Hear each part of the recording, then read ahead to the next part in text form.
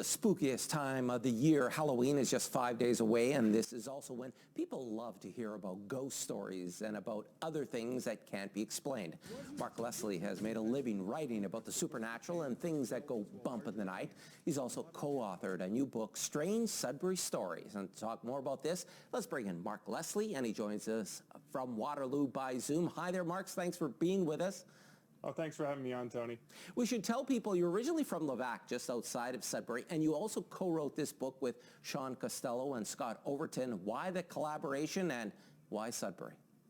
Well, why Sudbury? Sudbury is still home to me, no matter where I go in the world. And Sean and Scott were both mentors to me in many, many ways. And I was looking for an excuse to collaborate with them on something. And time of year, you know, Halloween, people are looking for scary stories.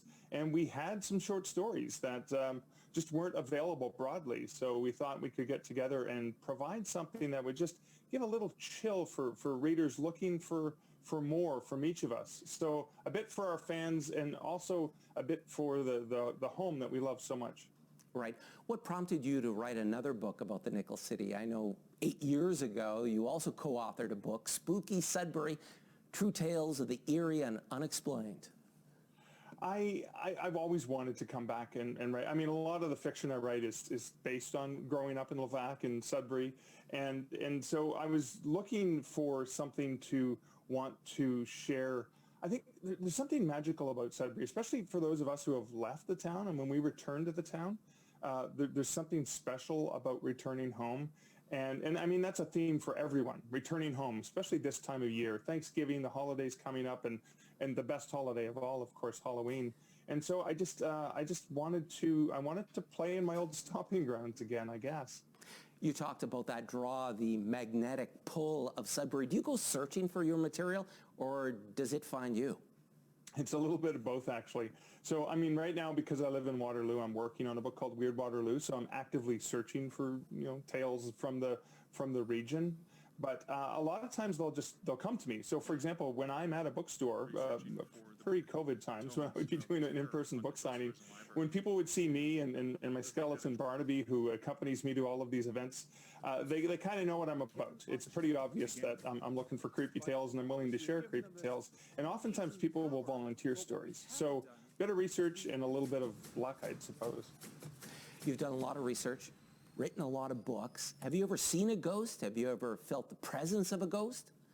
You know, it's really funny. I prior to about 2 years ago, I would have said, no, I write about them all the time, and I've never seen a ghost, fortunately, because I'm the world's biggest chicken. However, my fiance and I were traveling through a hotel room, and we did have an eerie experience where I woke up and actually saw something that I thought was her. It wasn't her. She was in the bed beside me, and there was a woman moving through the room that I thought was her. And I would have thought I was overtired, except for the fact that when I woke up in the morning and I asked her if she got up to go to the washroom in the middle of the night, because I thought that's, you know, you wake up, you see something, you fall asleep, and then you wake up again and the person's there, and little, you know, you think little time has passed, but there might have been 5 minutes. And she actually felt that woman touching her in the middle of the night, like felt this presence standing over her, knowing that that wasn't me because I was right there beside her. So I suppose I have seen something that I can't explain what it was. Very quickly, what does the future hold for Mark Leslie? What are you up to? I know you do podcasts, and you also help people get their novels or books published. I have an Obsessions anthology that I'm releasing at the end of November. I've got several other books that are in the works. I have Fear and Longing in Los Angeles coming out in 2021. So I'm going to be busy at the keyboard for the next little while. Mark, it was a real pleasure. Thanks again for your time today. Oh, thank you so much, Tony. Mark Leslie joined us this afternoon from Waterloo.